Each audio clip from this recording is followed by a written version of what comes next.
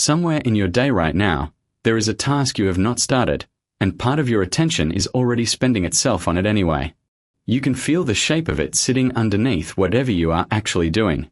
Your instinct is almost certainly to fix that feeling by working harder, longer, faster. A Roman writer, in a short and half-ruined letter to a friend, argued for the opposite. His name was Seneca. The friend, so far as scholars can tell, was a man named Serenus, though even that is not entirely certain. The work survives only in a damaged state.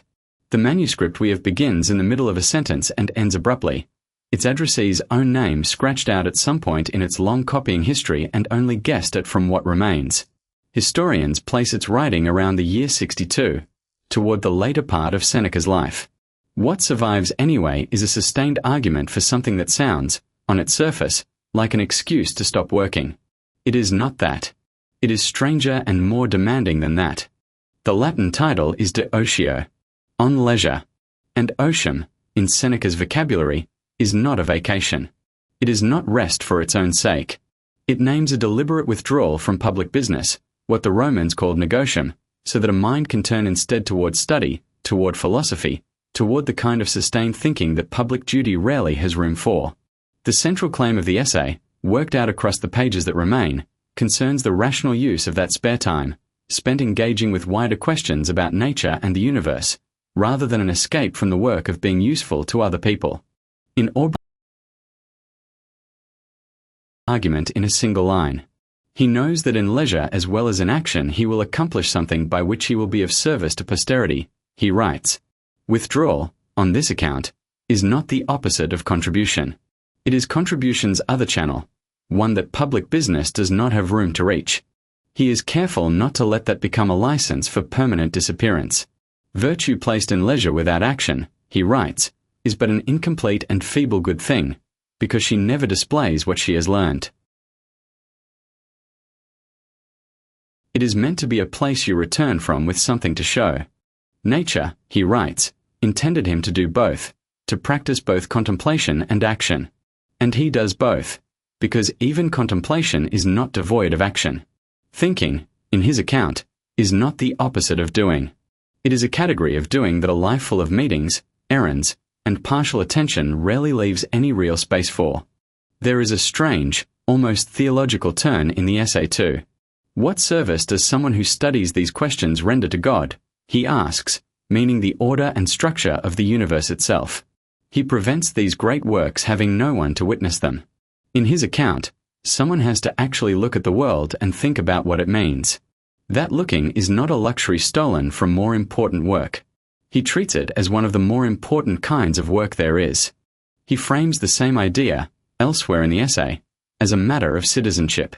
"Let us grasp the fact," he writes, "that there are two republics, one vast and truly public, which contains alike gods and men, in which we do not take account of this or that nook of land, but make the boundaries of our state reach as far as the rays of the sun, and another to which we have been assigned by the accident of birth.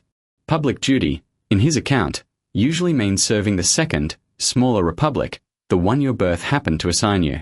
Contemplation is service to the first, larger one, the one every human being already belongs to whether they ever notice it or not." He is not vague about when withdrawal from the smaller republic is actually warranted, either. If evil has entire dominion over it, the wise man will not labor in vain or waste his strength in unprofitable efforts. That is not an excuse available on a bad Tuesday. It is a narrow condition, offered as the exception, not the rule. He backs the claim with an example drawn from his own school's founders. "Our school at any rate declares," he writes, "that Zeno and Chrysippus have done greater things than they would have done had they been in command of armies, or filled high offices, or passed laws, which latter indeed they did all human race. Neither man held office. Both spent their lives writing and teaching in Athens." Seneca's claim is that what they wrote reached further, and lasted longer, than any single term of public office could have. He is careful, too, to show that this is a live disagreement rather than settled doctrine, quoting both sides of it directly. Epicurus says, in his rendering, "The wise man will not take part in politics, except upon some special occasion." Zeno says the wise man will take part in politics, unless prevented by some special circumstance. Seneca does not simply pick a side. He builds his own position out of the gap between the two, closer to withdrawal than the Stoic default and closer to engagement than the Epicurean one, which is exactly the kind of position a person actually living inside the tension, rather than derising about it from a safe distance, tends to end up holding. He is just as precise about what the alternative looks like from the inside, and it is not flattering. Describing the person who never withdraws, who stays in constant motion instead, he writes that such a person tosses as it were on waves, and clutches at one thing after another. He lets go of what he just now sought, and strives to recover what he has already let go. That is not a description of a productive life. It is a description of someone who has confused motion for progress, and who cannot tell the difference from the inside. None of this is an argument for doing nothing, and Seneca is explicit about that danger from the other direction too. In one of his letters to a younger friend named Lucilius, in Richard Gummer's translation, he warns just as bluntly against empty rest. Leisure without study is death, he writes. It is a tomb for the living man. Stepping back from business without turning your attention toward anything at all is not the practice he is describing. It is simply a quieter way of wasting the same hours. So the state he is actually describing sits in a narrow, specific place. Not frantic motion. Not blank idleness. Something else, positioned carefully between the two, that modern psychology has since given its own name and its own data. You already know what the version of unproductive stillness we usually reach for actually looks like. It is not otium in Seneca's sense at all. It is the scroll that fills a gap without asking anything of you, the 17th tab that opens because the 16th one got boring, the kind of rest that leaves you more tired than the work did. That is the exact condition Seneca already named a page earlier. Leisure without study, dressed up as a break, but functioning as a kind of death. The state he is actually describing is neither that nor its opposite. In 2012, in the journal Psychological Science, the psychologists Benjamin Baird, Jonathan Smallwood, Michael Mrazek, Julia Cam, Michael Franklin, and Jonathan Schooler ran an experiment built around an incubation period and a set of validated creativity problems known as the unusual uses task. People worked on those problems, then took a break of one of four kinds: a demanding task, an undemanding task, simple rest, or no break at all, before returning to the same unsolved problems. Compared with engaging in a demanding task, rest, or no break, the researchers found, engaging in an undemanding task during the incubation period led to substantial improvements in performance on the problems people had already struggled with. And critically, what tracked with that improvement was not people quietly working the problem in the back of their mind.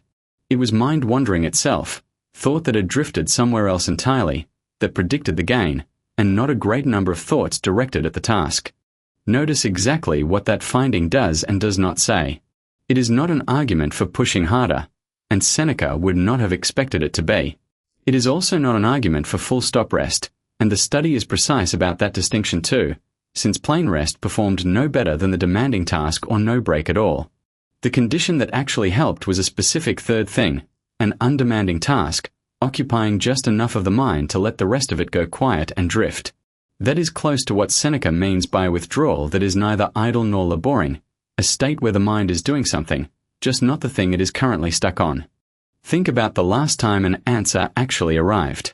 Was it at the desk, staring harder at the same half listening to something else, doing a task simple enough that some other part of you was left free to keep working on the real problem without asking your permission first? If it was the second one, you have already run Seneca's experiment once, without calling it philosophy, and probably without giving yourself any credit for it. This is not permission to abandon anything you have actually promised to finish, and it is not a claim that every stuck problem loosens the moment you stop trying. Seneca's own withdrawal was disciplined, not indulgent. He kept working never put in his calendar. The undemanding task in the study still had a task inside it. The practice being described here is not absence. It is a specific, chosen kind of presence, aimed somewhere other than the exact point where you are stuck. So here is a question worth sitting with, and leaving in the comments if you want to.